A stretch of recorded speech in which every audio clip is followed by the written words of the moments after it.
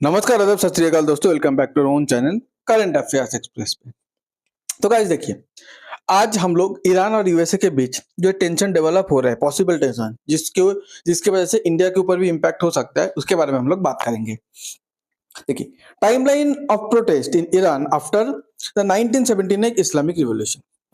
Iran पे Islamic revolution हुआ था 1979 पे। जैसे नेपाल पे भी कुछ दिन पहले एक रिवॉल्यूशन हुआ, तो ऐसे ही रिवॉल्यूशन हुआ था 1979 पे। अब इसी के बीच हम लोग आज की डेट पे ईरान पे देख सकते हैं कि same type of revolution Iran पे कहीं ना कहीं जन्म लिया है।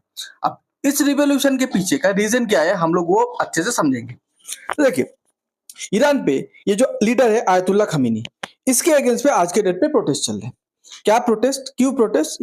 बोल रहा है कि आयतुल्ला खमीनी को गवर्नमेंट से, मतलब पावर से हट जाना चाहिए, क्योंकि ईरान के रेट पे, आज के डेट पे महंगाई बहुत ज्यादा है।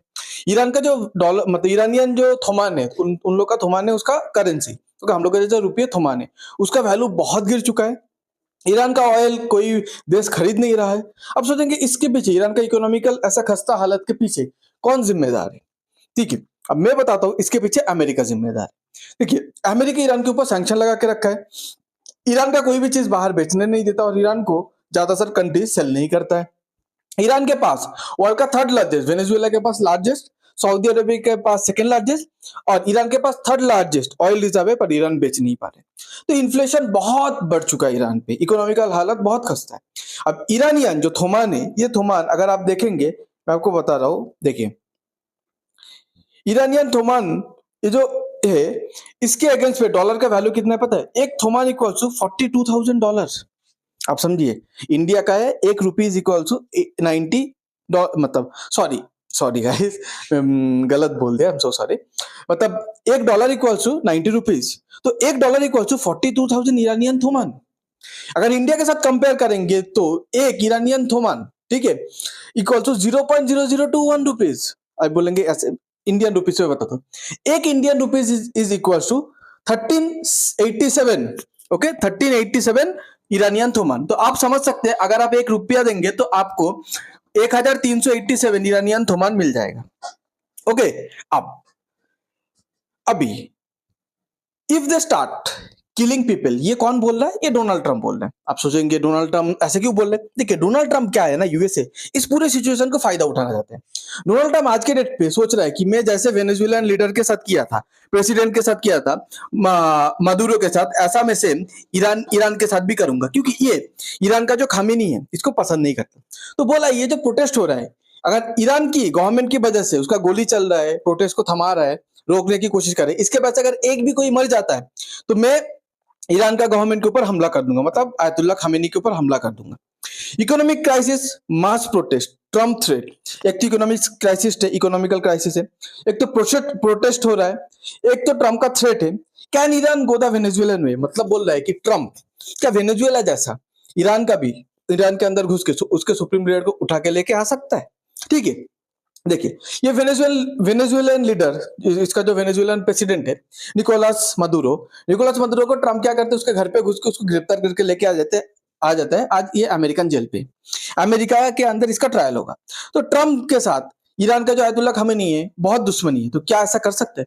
पहली बात देखिए, ट्रम्प ईरान के ऊपर, ईरान के अंदर इतना इंटरेस्ट क्यों ले रहे हैं? पहले हम लोग ये जानते हैं, ट्रम्प ईरान के ऊपर इतना इंटरेस्ट इसीलिए ले रहा है क्योंकि ईरान के अंदर तेल है।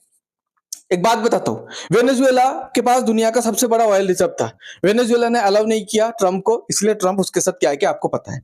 सऊदी अरेबिया के साथ सेकेंड लार्जेस्ट ऑयल रिजर्व है, सऊदी अरेबिया एकदम चेला बन के बैठा है अमेरिका का, इसलिए सऊदी अरेबिया के साथ कुछ नहीं कर रहा है अमेरिका। ईरान के साथ भी same third largest oil reserve है दुनिया का ईरान के पास, पर ईरान भी अमेरिका को मना करके रखा है कि नहीं, तुम नहीं आओगे, हमारा ऑयल हम समझ लेंगे। तो इसीलिए अभी यूएसए गुस्सा है ईरान के ऊपर।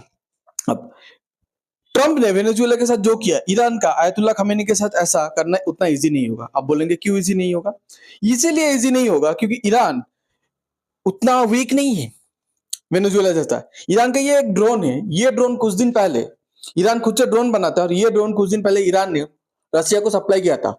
रशिया ये ड्रोन यूक्रेन के अगेंस्ट पे यूज किया था, और यूक्रेन के पास जिधर अमेरिकन वेपन है, अमेरिकन वेपन ये ड्रोन को रोक नहीं पाया।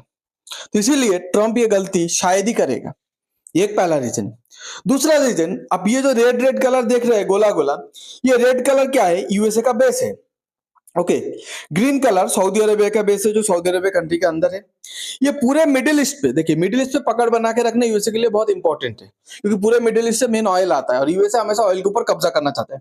इसीलिए दुनिया का सबसे ज्यादा, अगर यूएसए में, यूएसए का बेस, यूएस एयरफोर्स बोलिए, यूएस आर्मी बोलिए, या इंटीग्रेटेड एयर बेस, इंटीग्रेटेड अगर यूएस आर्मी का बेस है, यूएस मिलिट्री का बेस है, सबसे ज्यादा इस रीजन पे है। ठीक है, फॉरेन कंट्री की बात कर रहा हूं। तो इतना सारा जो बेस बेस है वो ईरान के नजदीक है, अब देख सकते हैं। तो इसीलिए ईरान इसके ऊपर ऑलरेडी अटैक कर चुका है, जब ट्रंप ने ईरान के ऊपर अटैक किया था, और ये कुछ नहीं कर पाया था इसका डिफेंस सिस्टम। तो इसीलिए ट्रंप नहीं चाहेगा कि हम इसके अटैक करें और ये हमारा जो मिडिल ईस्ट का जो फ्रेंडली कंट्री है उस कंट्री के ऊपर अटैक कर दे, तो उन लोग का भरोसा उठ जाएगा कि यूएसए हम लोग को डिफेंड नहीं कर पा रहे। उसके साथ साथ वेनेजुएलन लीडर को उतना स्ट्रांग तगड़ा सपोर्ट नहीं था, बट ये जो आयतुल्ला खमेनी है, आयतुल्ला खमेनी को आप देख सकते हैं। ठीक है, ये आयतुल्ला खमेनी नहीं है, ये ईरान का पूर्व आपका प्रेसिडेंट था। पर देखिए ईरान का जो भी लीडर है ना, उसको बड़े बड़े कंट्री दिग्गज, ये चाइना का, रशिया का डायरेक्ट सपोर्ट है। और अगर ट्रंप वेनेजुएला को जब कब्जा किया था तो वो ट्रंप का पड़ोसी कंट्री था, थोड़ा सा ही दूर था, तो इसीलिए ट्रंप का मिलिट्री इजीली गया है। बट ये मतलब वो बोलते हैं ना, 7 समंदर 13 नदी पार करके यूएसए को आना पड़ेगा हमला करने के लिए। कहां? आपका ईरान पे।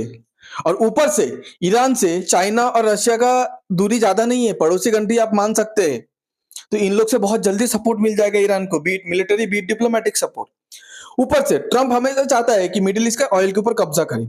मैं आपको एक रास्ता दिखाता हूं, ये रास्ता पहले भी दिखाया, अभी देखिए, ये है इंडिया। कहीं से भी जब ऑयल टैंकर आता है ना गाइस, ये जो स्ट्रेट ऑफ हॉर्मूज है, इधर से घुसता है, फिर कोई इधर जाता है, कोई इराक पे जाता है, कोई इधर जाता है, डिफरेंट डिफरेंट जगह पे जाके ये ऑयल लेता है। ऑयल लेने के बाद ये क्या करता है, फिर से सेम रूट से वापस आ जाता है, इंडिया जाता है, चाइना जाता है, जिधर जाना है पूरे दुनिया पे जाता है। तो इसका मतलब क्या हो गया गाइस? इसका मतलब ये हुआ कि ये एक रास्ता है जिधर से पूरे दुनिया का ऑयल सप्लाई होता है मिडिल ईस्ट के थ्रू। ठीक है, अब ये देखिए, इसका लोकेशन देखिए, ये आपका ईरान। ईरान बहुत बार पहले कर भी चुका है, और फिर से अगर ये स्ट्रेट ऑफ हॉर्मुज को बंद कर देगा तो ना कोई शिप अंदर जाएगा ऑयल लेने के लिए, और ना कोई शिप बाहर आ पाएगा ऑयल लेके। तो पूरा ऑयल सप्लाई का डिसरप्शन हो जाएगा, महंगाई बढ़ जाएगा, अमेरिकन शेयर मार्केट क्रैश कर जाएगा। तो ये ईरान के लिए सबसे बड़ा एडवांटेज है, ट्रम्प 10 बार सोचेगा।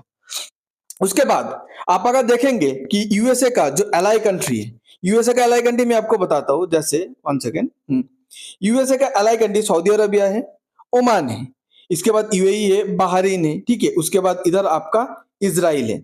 अब ये सब कंट्री को ईरान तो डायरेक्टली मिसाइल बरसा के इस कंट्री पे जो भी यूएसए का बेस है, मिलिट्री बेस, उसमें डायरेक्टली मिसाइल अटैक करके कर सकते हैं। बट ये जो 3-4 कंट्री है ना, इराक, सीरिया, लेबनान और यमन, इधर का internal rebel group, internal military group के साथ ईरान का बहुत अच्छा रिश्ता है। तो कुछ दिन पहले ये यमन ने सऊदी अरेबिया का अटैक किया था, लेबनान से ओके अटैक करता है इजराइल के ऊपर। तो ईरान अगर बोल देगा कि लेबनान, सीरिया और यमन का ये काम करो, यूएसए का जो एलाई कंट्री है उसके ऊपर अटैक करना चालू करो, तो ये सब यूएसए का गला पकड़ेगा कि तुम ईरान के साथ ऐसा क्या किए, भुगतना हम लोग को पड़ रहा है। ओके, ऊपर से ये ईरान और इराक के बीच हमेशा से अच्छा दोस्ती था। फिर सद्दाम हुसैन को मार के अमेरिका घुसता है इराक पे, और इराक और ईरान के बीच जो भी रिलेशन था वो पूरा खत्म कर देते। बट आज के डेट पे फिर से ईरान और इराक के बीच बहुत बहुत हद तक, ठीक है, रिलेशन इंप्रूव हो चुका है। तो इराक के ऊपर ईरान का इन्फ्लुएंस है, और इराक पे भी मैसिव ऑयल वेंडर है, और पूरा अमेरिकन आर्मी का बहुत बड़ा प्रेजेंस है इराक के अंदर। और अमेरिका ये भूल कभी नहीं करेगा कि ईरान के साथ, जैसे अफगानिस्तान के साथ वॉर पे घुसा था और 20 साल तक अटक गया था, जैसे इराक के साथ वॉर पे घुसा था और फंस गया था, ऐसे ईरान के साथ भी वॉर पे जाएगा ना तो फंस जाएगा। और ईरान अगर इराक को टाइट कर दे तो इराक भी कहीं ना कहीं अमेरिका को अगर ना बोल दे सद्दाम हुसैन जैसा कि हमारे देश से निकल जाओ, तो अमेरिका के हाथ पे गिने चुने 2-3 कंट्री रह जाएगा पूरा मिडिल ईस्ट पे, सऊदी अरेबिया, कुवैत, कतर और आपका यूएई। पर यूएई में उतना ऑयल मिलता भी नहीं है फ्रैंकली स्पीकिंग। बट इंडिया को कैसे इफेक्ट होगा अगर ईरान डिस्टेबलाइज होते? तो इंडिया हमेशा से चाहता था कि हम लोग अफगानिस्तान और सेंट्रल एशिया और रशिया पे हम लोग डायरेक्ट पाकिस्तान के थ्रू ऐसे जाएंगे। ठीक है, आपको दिखाता हूं, हाँ, डायरेक्ट हम लोग ऐसे जाएंगे, पर पाकिस्तान अपना लैंड यूज करने से मना कर दिया। तो इसीलिए ये मुंबई और गुजरात का जो मुंद्रा पोर्ट है, इधर से ये प्लान बनाया था हम लोग ईरान का चाबहार पोर्ट यूज करके अफगानिस्तान के थ्रू सेंट्रल एशिया और रशिया जाएंगे। ईरान डिस्टेबलाइज हो जाएगा तो इंडिया जो इतना पैसा लगा के रखा है चाबहार पोर्ट पे, वो पूरा दाव पे आ जाएगा। ये इंडिया के लिए एक परेशानी का सबक बन सकता है, ठीक है। ऊपर से इंडिया कहीं ना कहीं यूएसए को प्रेशर देगा। वेनेजुएला के साथ इंडिया का और बाकी देश का उतना स्टेक नहीं था, पर ईरान के साथ बहुत बड़े बड़े कंट्री, चाइना, रशिया, इंडिया, ये सबका बहुत स्टेक है।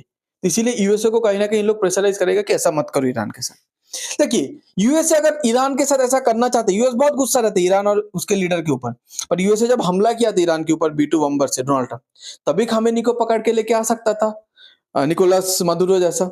ओके, बट तभी तो नहीं किया, क्योंकि पता है कि हम लोग थोड़ा बहुत वॉर पे जाएंगे, डराएंगे, बट फुल स्केल वॉर पे यूएसए भी नहीं जाना चाहते। पर फिर भी फॉर प्रिकॉशनरी पर्पस इंडिया का जो एम्बेसी है ईरान पे, वो अपना ट्रैवल एडवाइजरी जारी कर दिया है।